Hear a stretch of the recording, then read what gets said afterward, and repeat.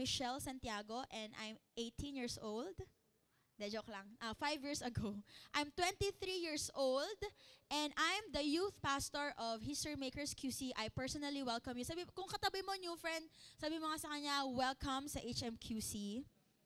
Ayan. So, okay, mayroon akong kwento sa inyo. May isang 24 years old na lalaki na first time niyang sumakay sa LRT. Sino dito nakasakay na ng LRT? Okay, ayan. Ayan, parang Amerikano pero kunyari na isipin nyo, siya yan. Okay, and then, kasama niya, tatay niya. Kasama niya, tatay niya na sumakay sa LRT. Tapos bigla siyang sumigaw. Sabi niya, Papa!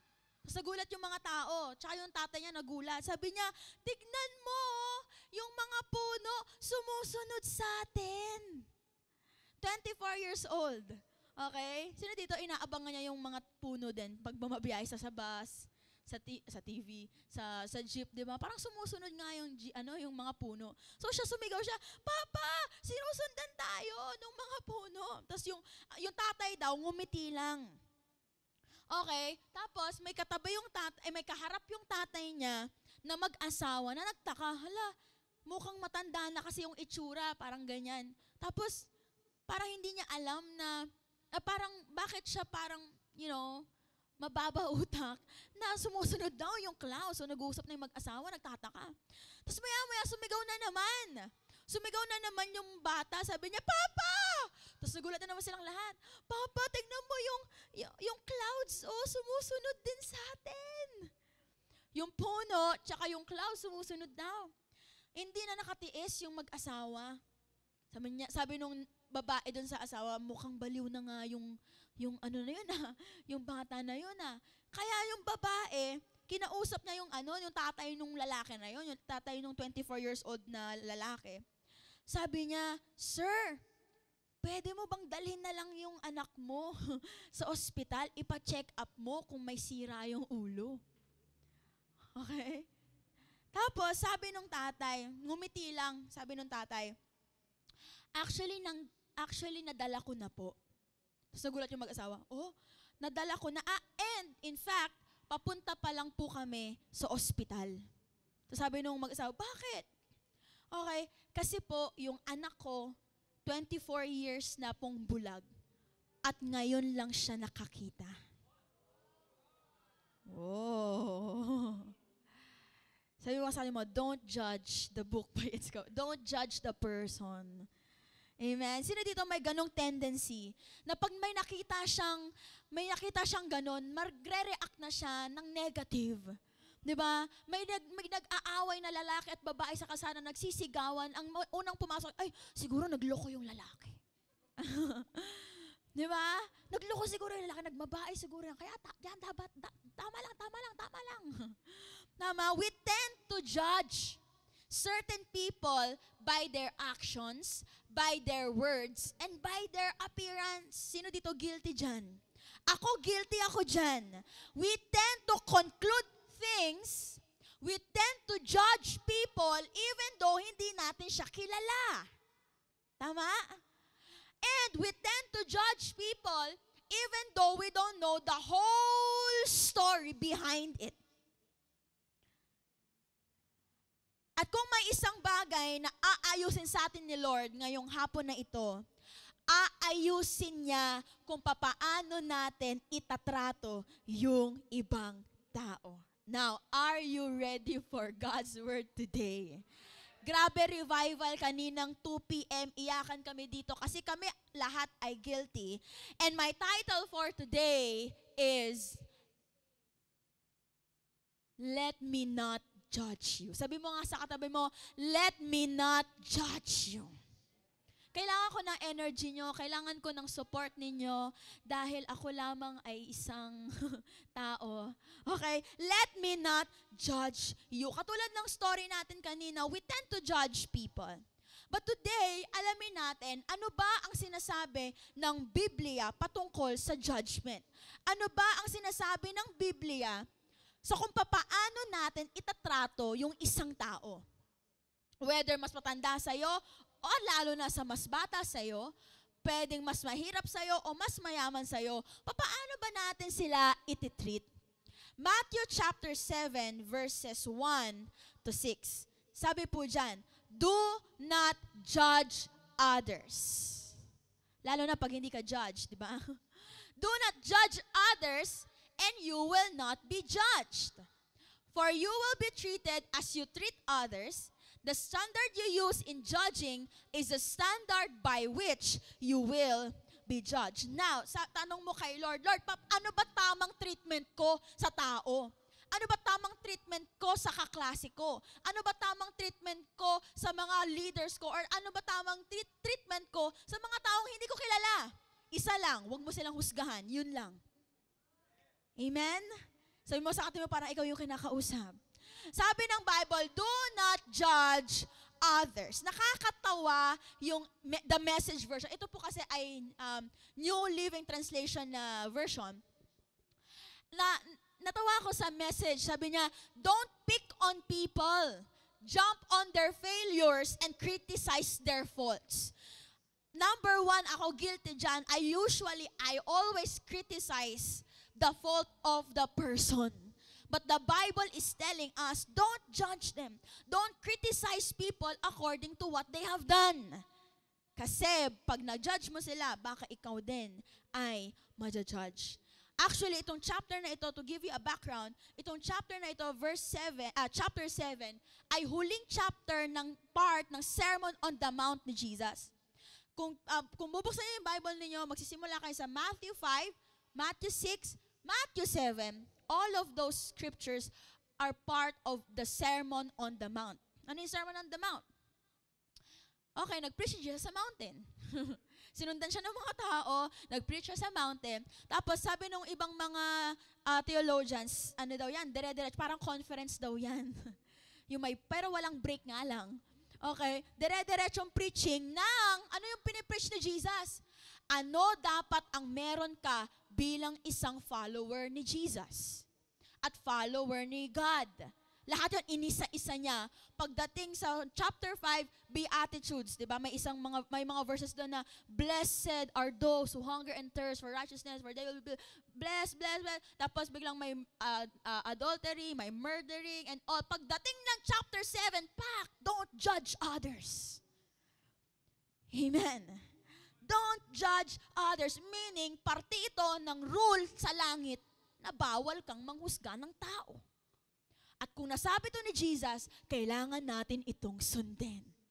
Amen? God doesn't want us to judge people. Napakasikat na sentence to hanggang ngayon, di ba? Don't judge me. Di ba? Don't judge the book. Di ba? By its cover or whatever. God commands us not to judge people. Huwag mong i-judge daw yung isang tao sa pananamit niya. Ay, grabe, butas-butas yung pantalon niya. Ay, naghihirap na siya. Pwede bang rip jeans muna? Diba? Ay, yung ang hilig niya mag-short. Siguro POK to. Diba? Sige, ano ba yan? Nang aakit naman to. Kaya, don't judge them by the way they wear. Or, ganito, don't judge them by the way they speak. Kasi, maganda talaga. I'm Michelle Santiago. Ang hirap, don't judge them by the way they speak. Or what else? Don't judge them by their status in life. Na ikaw may iPhone, siya Samsung na ganun lang. Diba? O ikaw may kotse, siya wala. Ew. Ew, walang kotse, commuter. Ako may kotse, bleh. Diba? Don't judge them sa status mo at sa status niya. Paano pag wala talagang status, diba? It's complicated. Iba ba yun? Iba yun. Okay? Or don't judge them by their past mistakes. Ayan natin, bumaksak na yan. Feeling ko talagang hindi na makagraduate yan. Nakokonclude mo na agad sa tao. Or what? Don't judge them by their failures. Now, tayo pong mga Kristiyano at lalo na tayong mga history makers, tinawag tayo to unconditionally love. We are called to unconditionally love. Na kahit ano pa ang ginawa nila sa'yo, ano pa yung narating nila, ano pa yung ginawa nilang mali, sabi ni Lord, mahalin mo sila dahil mahal ko sila. Amen? Bakit Ate Shobe, Ate Mitch, bakit niya ito sinabi? Why did Jesus say this? What was His intention? Bakit niya sinabi yung Matthew chapter 7? Because He is against people who are judgmental. O yung isa tumingin na sa katabi. Wag. Ikaw muna, ikaw. Okay? God hates judgmental people. Ano ba ibig sabihin ng judgmental, ate? Ito, sabi na, nakuha ko to sa isang theologian. Hindi ko to nakuha sa Google, wala to sa dictionary. But judgmental is what? Judging the motives. Hinuhusgahan mo na yung loob ng tao. Yung inner man, hinuhusgahan mo na yung pagkatao ng tao dahil sa nagawa niya. Hindi ka lang, minsan nagiging judgmental tayo sa resulta, tama? Kapag nag-judge ka pala, hindi lang yung resulta o yung nagawa, yung nahusgahan mo, pati yung buong pagkatao ng tao na yun. Nahusgahan mo na rin, simula nung fetus siya, nung nag-1 siya, 2, 3, 4, 5, hanggang sa marating niya yung kasalanan na yan. Na-judge mo na. You are not judging the fruit, but you are judging the inner man. Building the inner man tayo. Nagbibuild tayo ng inner man. Sabi Lord, kung gusto mong mabuild yung inner man mo, huwag mong husgahan yung inner man ng iba. Amen. Bakit? Kasi sino daw lang may alam? Si God lang daw ang may alam ng motibo ng tao na yon. Ba't niya nagawa yun? Hindi mo alam. Kaya wala tayo sa posisyon para maghusga. Sino na dito binabarel? Huwag kayong mag-alala. Ako muna yung nag-devotion nito. Ako na yung nasaktan. Pero sabi ni Lord, i-share ko daw. Para masaktan din kayo. Okay? Meaning, pag nag-judge ka pala, ang hinusgahan mo, yung buong pagkatao nung tao na yun. Now, makinig kayo ng mabuti kay ate. We can only judge the fruit of the man. Ano yung ibig sabihin ng fruit? Yung resulta. Yung nagawa. We can judge the act. Okay? We can judge the action or the fruit.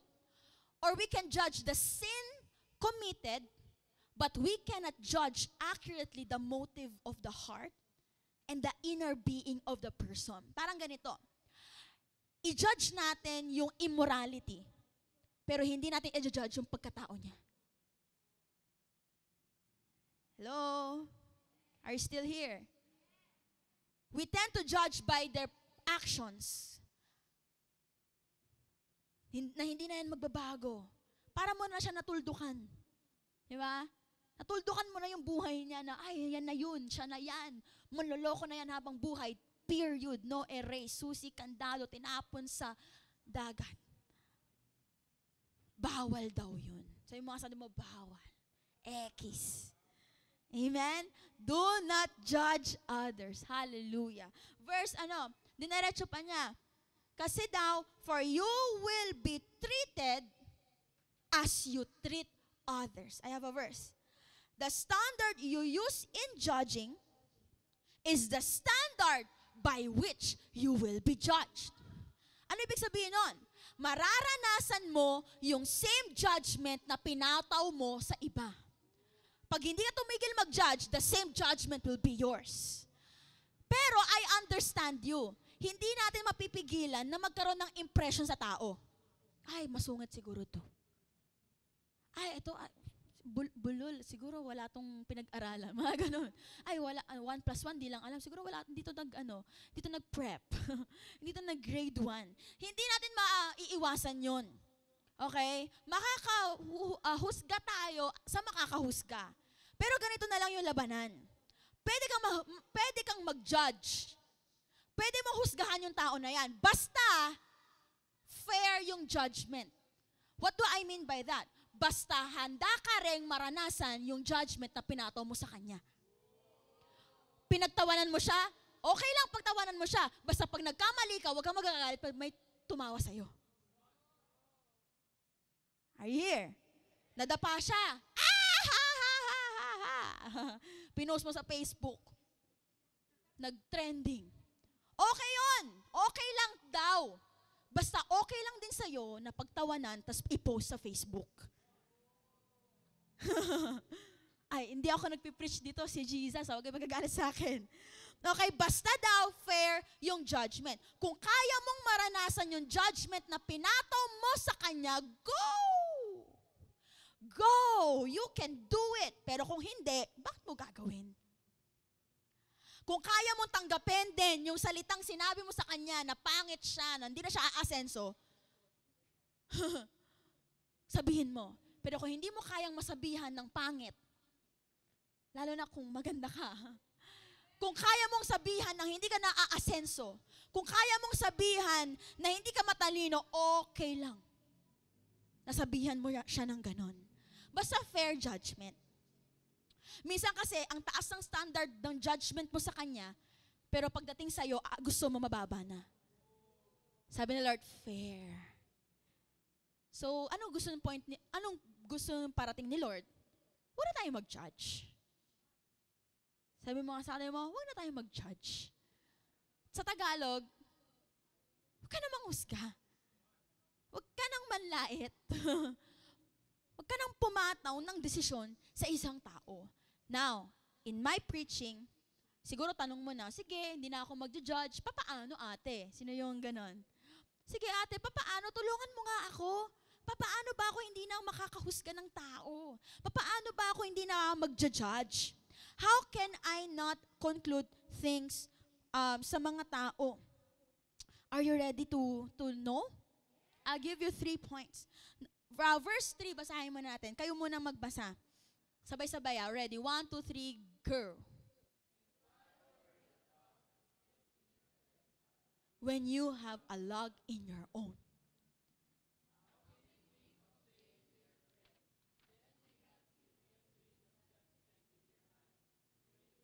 Kenneth. Hypocrite. Pasigaw yan. Di ko exclamation point. I'll go. First, get rid of the log in your own eye. Then you will see well enough to deal with the speck in your friend's eye. Amen. Palakpakan natin yung salita ng Diyos. Now, Ate Mitch, how can I stop judging people? Papaano ko matitigilan na husgahan yung tao sa paligid ko? Ito lang sagot ko, mind your own business. Sabi mo nga, mind your own business. Mind your own business. Sige, huwag kayong magsawa. Okay, sabi niya bakit ka nagwo-worry sa dumi, sa mata nung kaibigan mo? Parang ganito, Kuya Kenneth, halika. Halika, example natin. Ginawan ko siya ng muta dito eh. Okay, sabi niya, bakit ka nagwo-worry sa dumi ng mata ng kaibigan mo kung meron ka na log, kunyari ito na lang yung log. Kung meron ka kasing laki ng log na dumi sa mukha mo. Sa kanya, tuldok lang. Tapos, uy, ang dumi ng muta. May muta ka, Ken. Pero hindi mo alam, isa kang malaking muta. Ako yun sinaktan ko yung sarili ko Pero ang laki, log alam niyo ba yung log? Log in, di ba? Hindi yun yan. Yung log, yung troso. Di ba? Wala kaming ganon, kaya ito na lang. Kaninang 2:30, ito ginamit ko, pero hindi kasi kasya sa kamay ko. Pero pwede ko na pakita sa inyo. Okay, kasing laki ng log. Sabi niya, bakit ka nag-worry sa dumi ng mata niya, tapos mas malaki pa yung dumi ng mukha mo sa kanya? Sabi mo sa kaibigan mo, uy, tulungan kita, tanggalin yung muta mo. Oh, baby. Pero ang laki ng sayo. Hypocrite. Get rid of all the log in your own eyes. Now, how to stop judging people? Number 1, do not focus on people's mistake. Sige, lapit ka dito, Kuya Ken. Don't focus on people's mistake. Tingin kayo sa akin, madaming tao nakatingin sa tao. Maraming tao, ikaw madalas, nakatingin ka sa mali niya, pero nakalimutan mong tumingin sa salamin. Nakalimutan mong tignan yung sarili mong mali. Nakatingin ka sa Kanya. Sabi ni Lord, do not focus on people's mistake. Masyado ka nakafocus sa dumi ng iba. Masyado ka nakafocus sa problema ng iba. Nakikita mo agad yung dumi niya.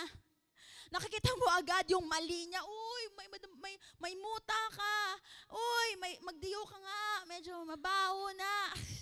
Ang baho. Ang dumi ng kuko. Uy, malinis. Joke lang yan. Ay, ang liit niya. Nasa script ko talaga siya. Ay, ang sama niya. Ay, nakabuntis siya. Ew. Ay, ang dami niyang babae. Manloloko. Ay, makasalanan. Diba? Ang hirap niya. You are too focused on his situation. But in fact, mas malaki, the problem is, yung problema mo, mas malaki pa sa problema niya. Yung dumi ng mukha niya, maliit lang, tas yung problema mo sa mukha mo, ang mas malaki. Siya muta lang, ikaw ang punong-puno ng pimples. Parang ganon. Madalas, ay siya kapiranggot lang, ikaw lag. Ito na lang o kaya ito. Muta. Ang tanong mo lagi, ano na kaya nangyayari sa kanya? Siguro hindi to nag-facial wash, kaya may muta pa din. Ang tamang tanong ay, ano na ba nangyayari sa akin? Hindi ano kaya nangyayari sa kanya? Ano na ba ang nangyayari sa akin? Focus on your own dirt. Marami kasi ganito, yung sa verse, di ba, sabi niya, how can you say to your brother, let me take the speck out of your eye? Di ba, tulungan na kitang maalis. Pero mas malaki naman yung sa'yo. Parang ganito, uy, brother, na broken heart, halika, tutulungan kita, kaya ko yan. You will release ka na ng forgiveness. Pero ikaw, hindi ka pa pala nakakapag-forgive. Sabi mo sa kanya lang, uy, sige, papagalingin ka ni Lord, naniniwala ko, tutulungan kita. Pero ikaw pala mismo, hindi ka pa magaling. Sabi mo sa kanya, uy, magbago ka na. Ang sama-sama na ng ugali mo. Bakit mo sinisigawan yung mga magulang mo? Pati hindi ka na naghuhugas ng pinggan. Masama yan magbago ka na nga, pero hindi ka pa rin pala naghuhugas ng pinggan. Pero hindi ka rin pala sumusunod sa magulang mo.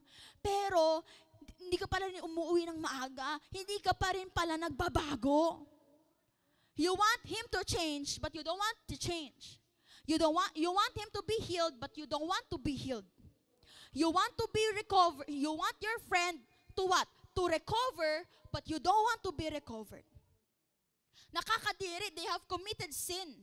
But little did they know, mas malaki pa yung nagagawa mong kasalanan. Sabi ni Lord, bakit ka nakafocus sa dumi ng kaklase mo? Bakit ka nakafocus sa dumi ng kaibigan mo? In fact, but nakalimutan mong tumingin sa salamin at tignan yung sarili mong dumi. Naranasan mo na bang tumingin sa salamin? Di ba natakot ka? Di ba tumitingin ka sa salamin? Minsan nga, ang gwapo mo naman. Ganda mo talaga. Pero, nakakalimutan mo na yung mga dapat tanggalin Di ba pag nagsasalamin, bakit tayo nagsasalamin? Para malaman mo kung pantay pa yung kilay mo. Di ba? Para malaman mo kung tumutubo na naman yung bigote mo, yung parang ganito, o tumingin ka nga sa salamin, o tumutubo na naman, Di ba? Tapos saka mo babaguhin. Sabi Lord, hindi mo mababago yung sarili mo kung nakatingin ka lagi sa kaibigan mo, sa dubi niya. Para mabago mo yung sarili mo, tumingin ka sa sarili mong mukha. Kahit magsawa ka na, kahit matakot ka, tumingin ka dyan. Amen? Amen? Palakpakan natin si Kuya Kenneth. The best example for this is David. You know David? Sa 2 Samuel 12:1-3, naalala nyo, ano yung pinakamalaking nagawa niyang kasalanan? Dalawa yon.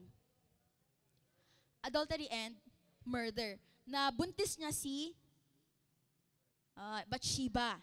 Okay, at nung nabuntis niya si Bathsheba, gusto niyang pagtakpan yung kasalanan niya. So pinapauwi niya lagi si Uriah para makipagsiping kay Bathsheba para pag nabuntis siya, si Uriah pa rin yung tatay. Pero hindi nangyayari. Pangalawa, ang option na lang niya, papatay si Uriah sa battle. Yun yung nangyari. Okay? So, he committed adultery and he committed what? Murder. So, si God, tinawag niya si Prophet Nathan para kausapin si David about this case, para sa nagawa niyang kasalanan. And, para mapaamin niya. Nung nasa palace na sila, nag-iisip si Nathan, paano ko kaya mako-confront si David sa nagawa niyang kasalanan? Mag-e-example na lang ako ng story. So, nung magkausap na sila, ang nangyari ganito, David, may problema tayo. Ano yun? Siyempre, hari siya, kailangan niya malaman. Meron tayong kaso. Sige, ano yun? May isang lalaki na nagnakaw ng lamb, ng tupa. Tapos nung ninakaw niya, pinatay niya. Parang ganito, si Kuya Kenneth at si Kuya Carl. Si Kuya Kenneth, ninakaw niya yung iPhone ni Kuya Carl. Okay? Tapos, nung ninakaw niya, sinira niya. Okay? So, ninakaw niya, parang yung sa story, ninakaw niya yung tupa nung lalaki, nung kaibigan niya. After nun, pinatay niya. Sabi ni Nathan, David, anong gagawin natin? Anong judgment natin? Alam mo, sabi ni David, nagalit. Walang hiyayang tao na yan. Paano niya nagawa yan? Masama yan. Patayin siya. Bigyan ng malaking judgment yung tao na yan. So wala siyang grace dun sa tao na example ni Nathan. Maya-maya, sabi ni Nathan, David, in fact, I'm sorry to be honest with you, that's you. Ikaw yon. Kinuha mo yung asawa ni Uriah, tapos pinatay mo pa siya. Nagulat si David. After nun, he repented from his sins. But sometimes we are like David. Diba? Nagawa natin yung kasalanan, pero nung yung katabi mo na yung nakagawa ng kasalanan, parehas sa'yo, mas grabe pa yung judgment mo sa kanya. Sabi ni Lord, mali eh. We greatly react on what others, or we always wanted them to suffer and be punished because of what they did. Sometimes you laugh right away when they fail or do something crazy. Pero di natin alam, tayo rin pala ay guilty dun. Sabi ni Lord, kung guilty ka, huwag kang magpataw ng malaking judgment. We need to accept people. Don't focus on their mistake, but instead accept them. And what? Understand them. Do not focus on people's mistake. Huwag kang mag-focus sa dumi ng mukha niya. Saan ka daw mag-focus? Sa dumi ng mukha mo. That will lead me to my second point. Change from within. Instead na nakafocus ka sa katabi mo, sa kaklase mo, sa mali nila, sa kasalanan nila, sabi ni God, mag-focus ka sa sarili mo. Magkaroon ka ng spiritual mirror lagi. How are you? May galit ka pa ba? Nagchichismis ka na naman ba? Masungit ka na naman ba? You need to check yourself from time to time. Sabi ng verse, first get rid of the log in your eye, then you will see well enough to deal with the speck in your friend's eye. Hindi mo daw, tama nga naman, hindi ko makikita yung dumi ng mata niya kung may nakaharang sa akin, no? Tama? So, kailangan ko munang tanggalin yung dumi ng mata ko. Meaning, nagbabago ka na. Iniiwan mo na yung mga pangit mong ugali. Tinatanggal mo na isa-isa. Tapos nung na-deal mo na sa sarili mo, na bago mo na overcome mo na, that's the time, saka ka na tumulong sa iba. Pero sabi ni Lord, ang labanan dito, sarili. Labanan to ng pagbabago sa sarili. Magbabago muna ako bago siya mabago. Eh kasi naman nakakainis siya. niya, hindi. Gusto mo siyang mabago? Opo, magbago ka muna. Gusto mo siyang umayos buhay? Opo, ate, kasi nakakainis. Ops, magbago ka muna. Ayusin mo muna yung buhay mo. Tanggalin mo muna yung dumi mo. Bago yung iba. Ikaw muna, bago sila. Ayusin mo muna yung sayo, bago yung iba. You won't be able to judge the people. You won't be able to judge the person if you know na nakagawa ka ng mas malaking kasalanan kaysa sa kanya. Dapat ganon. It speaks of humility. Humble enough ka na tanggapin na mas great siya sa'yo. Bago ka tumingin sa dumi ng mata niya, tumingin ka muna sa salamin. Amen? Tumingin ka muna sa salamin. Tanungin mo sarili mo, ano pa ba dapat baguhin sa'yo? Ano pa ba dapat tanggalin sa'yo? Nakita niyo ba ako? Ano pa ba dapat yung tanggalin sa'yo? Ano pa ba? Bago ka magreklamo sa iba, magreklamo ka muna sa sarili mong katawan. Magreklamo ka muna sa sarili mong itsura. Kaya nga naalala ko yung movie na Me Before You. Napanood niyo ba yun? Tama yun. Me Before You. Ikaw muna magbago, bago siya. Ikaw muna, bago sila. I need to change first. Now, all eyes on me. When you understand this principle, kapag naintindihan mo tong principle na ito, na kailangan ko munang tanggalin yung dumi ng mata ko bago ko sitahin yung dumi niya, kapag naintindihan mo yung principle na hindi ka dapat manghusga ng tao, alam mo kung ano yung mapuproduce sa'yo? 3. Love, acceptance, and forgiveness. When you learn not to judge, when you understand na mas malaki pa yung dumi mo sa iba, you will begin to love other people kahit ano pa yung gawin nila. What else? You will begin to accept them. Na kahit ang dumi-dumi na ng ginawa nila, na meant na sila for death penalty, but still you have that love to accept. Amen? Not only accept, you will learn how to forgive. Why? Kasi nalaman mo at naintindihan mo na mas malala pa ako sa'yo. Mas malala pa ako sa'yo at ngayon binabago ko ni God, babaguhin ka rin ni God. Yun na yung pagpataw mo sa kanila. You have the grace not to judge. You have the grace to love. You have the grace to accept. And you have the grace to forgive. Amen? Sino dito kinakausap na ni Lord sa treatment niya sa ibang tao? Kahit sino pa yan kahit yung mga pulubi dyan, kahit yung mga tricycle driver, kahit yung mga nakikita mo, nagsascroll ka sa sa FB. Diba? Madalas yung trending topics eh. Nag-judge ka na, siguro to, ano to? Ay, ba yan? Ganito, ganyan. Let's stop it. But, focus on your own dirt before their dirt. Amen? To end this, I want to refresh you sa story nung adulterous woman. Do you know her? So, John chapter 8. Then they all went home, but Jesus went to the Mount of Olives. At dawn, he appeared again in the temple courts where all the people gathered around him, and he sat them down to teach. So, nagtuturo si Jesus sa mga tao. Tapos maya-maya, the teachers of the law and Pharisees came. Habang nagtuturo si Jesus, may pumuntang mga Pariseo, mga teachers, mga experts ng law. Tapos, hindi lang sila mag-isa, kasama nila yung adulterous woman. Brought in a woman caught in adultery. So, they made her stand before the group. So, pinatayo niya sa buong grupo. Madami kasi nagtuturo eh. Parang ganito. Tapos biglang may pumuntang mga lawyers dyan. Tapos pinadala kinaladkad yung babae. Pinatayo nila dyan, tapos sabi nila, "Teacher, this woman was caught in the act of adultery." Naabutan siyang nangangalunya.